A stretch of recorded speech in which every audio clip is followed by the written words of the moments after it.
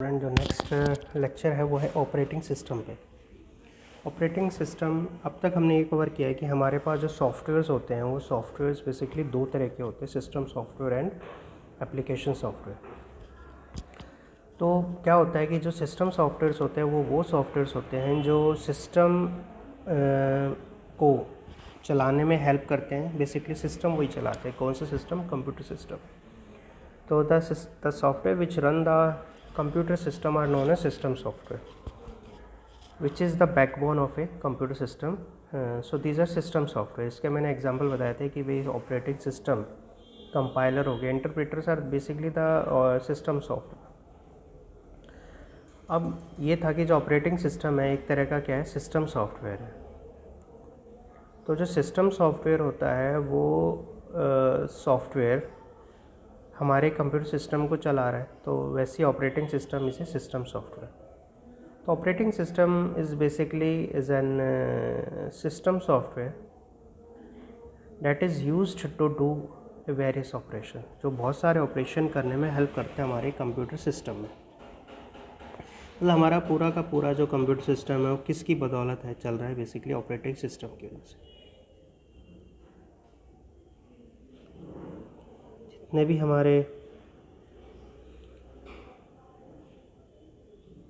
भी हमारे हार्डवेयर हैं, जितने भी हमारे सॉफ्टवेयर हैं, जितने भी हमारे यूज़र हैं, वो सारे के सारे किसकी हेल्प से चल रहे हैं? बेसिकली हमारे ऑपरेटिंग सिस्टम की हेल्प से चल रहे हैं।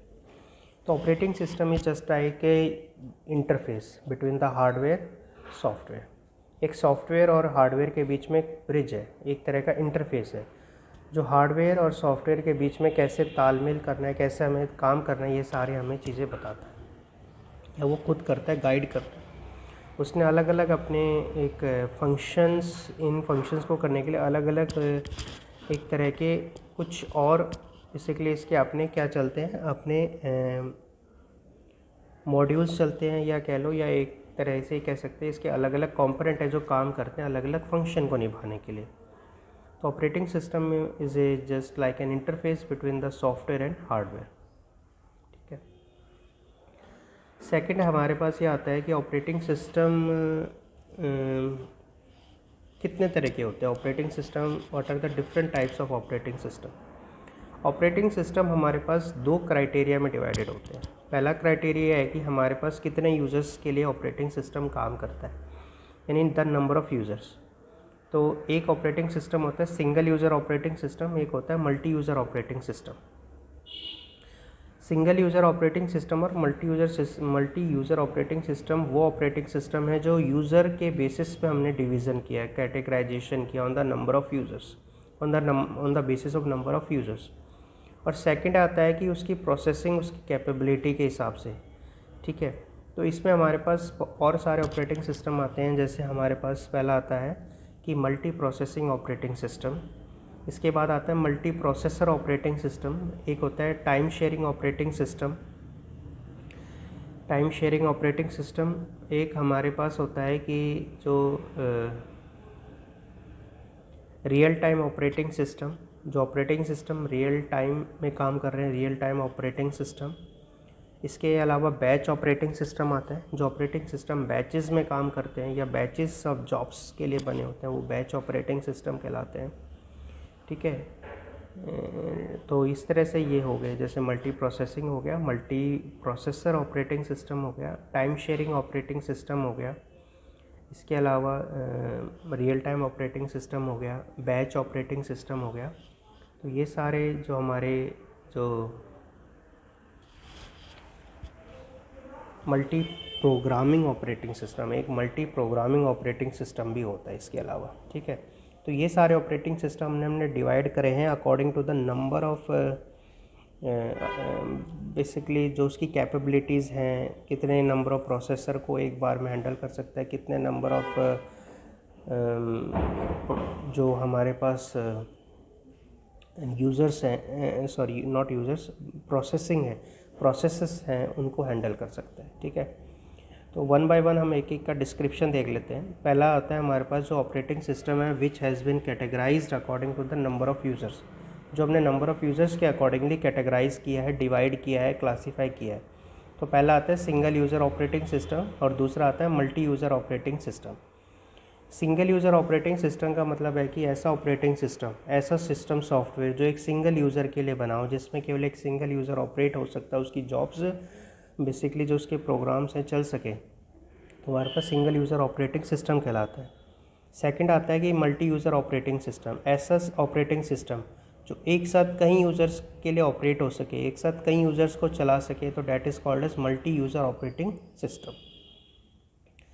सिंगल यूज़र ऑपरेटिंग सिस्टम का जो एग्जांपल है, जैसे विंडोज़ है हमारे पास, जो विंडोज़ 7 चलता है 10 and data single user operating system. Multi user operating system जैसे लिनक्स है, यूनिक्स है, ये सारे ऑपरेटिंग सिस्टम हैं जो मल्टी यूज़र ऑपरेटिंग सिस्टम्स कहलाते हैं, जिसपे एक से ज़्यादा यूज़र एक सिंगल ऑपरेटिंग सिस्टम पे ही अपना काम कर सकते हैं। ठीक है, था। अब सेकंड आता है जो हमारा डिवीज़न है कि उसकी प्रोसेसिंग के हिसाब से, number of processes, number of, इसके हिसाब से हम इसको बेसिकली कई पार्ट्स में डिवाइड करते हैं या कई तरह के ऑपरेटिंग सिस्टम में डिवाइड करते हैं। पहला आता है मल्टी प्रोसेसिंग ऑपरेटिंग सिस्टम, एक ऐसा ऑपरेटिंग सिस्टम जो एक से ज़्यादा प्रोसेस को चला सकता है, that is called as multi processing operating system.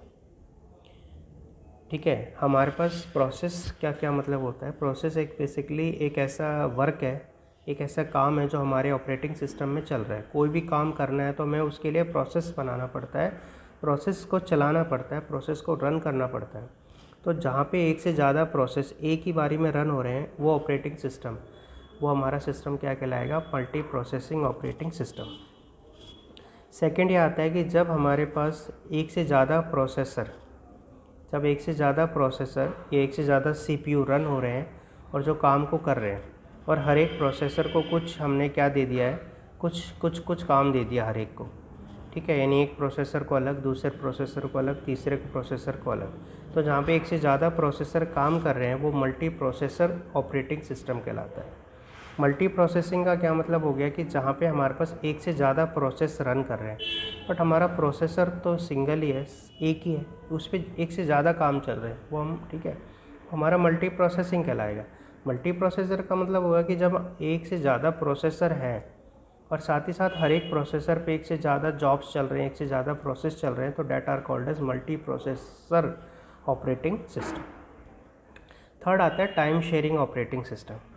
Time sharing operating system का मतलब हो गया कि जब हमारे पास एक ऐसा ऑपरेटिंग सिस्टम जिस पे जो क्या कर रहा है कि जो भी काम करना है उसे, जो भी जॉब करनी है, जो भी उसे प्रोसेस को करना है, रन करना है, उसने क्या किया कि हर एक प्रोसेस को कुछ ना कुछ टाइम दे दिया कि भाई आपको इस टाइम तक रन करना है, आपको इस टाइम तक, आपको इस टाइम तक और आपको इस टाइम।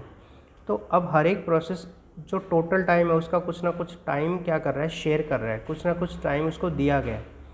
तो जहाँ पे हमारे पास जैसे मान के चलते हैं 10 सेकंड के का टाइम है प्रोसेसर के पास, ऑपरेटिंग सिस्टम के पास, तो उसने 2 सेकंड एक जॉब के लिए, 3 सेकंड एक जॉब के लिए, तो ऐसे टाइम को डिवाइड कर दिया। तो इसे हम क्या कहते हैं, टाइम शेयरिंग ऑपरेटिंग सिस्टम। और जो टाइम का डिवीज़न हो रहा है ये अकॉर्डिंग टू कि भाई वो कितना, उसकी प्रायोरिटी क्या है, वो अलग अलग फैक्टर डिटरमाइन करता है हमारे पास कि उसको कितना टाइम देना चाहिए या कितने टाइम तक वो रन करेगा। तो that is a time sharing operating system. Fourth आता है कि हमारे पास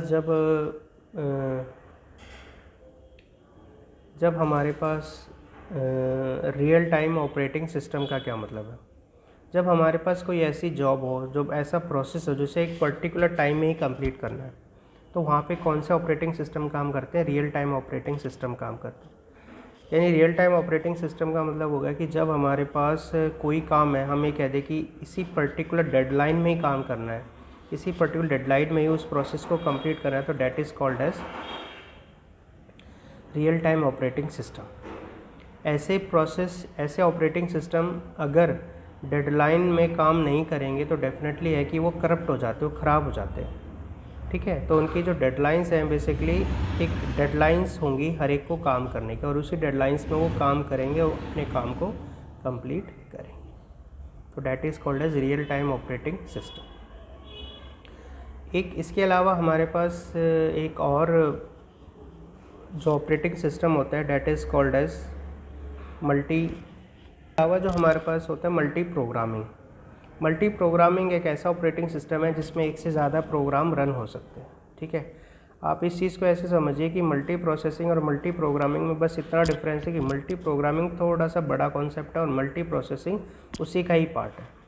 ठीक है, यानी एक प्रोग्राम के एक से ज़्यादा प्रोसेस हो सकते हैं और हर एक प्रोसेस को चलाने के लिए हमारे पास प्रोसेसर है। यानी multi programming is a little bit big concept then the multi processing. ठीक है, तो multi processing, multi processor, time sharing, real time operating system, multi programming are the examples of this operating system. ठीक है, यानी हमारे पास दो तरह के डिवीज़न है, एक तो यूज़र के बेसिस पे single user operating system, multi user operating system, और एक हमने डिवीज़न बनाया कि जो है कि multi processing, multi programming, multiple processor operating system, real time operating system या टाइम शेयरिंग ऑपरेटिंग सिस्टम। तो इसके हिसाब से हम ऑपरेटिंग सिस्टम को ऐसे डिवाइड करते हैं। पर तो क्वेश्चन ये आता है कि what are the different type of operating system, या define operating system and define it categorization, define it classification. ठीक है, what are the different type of operating system.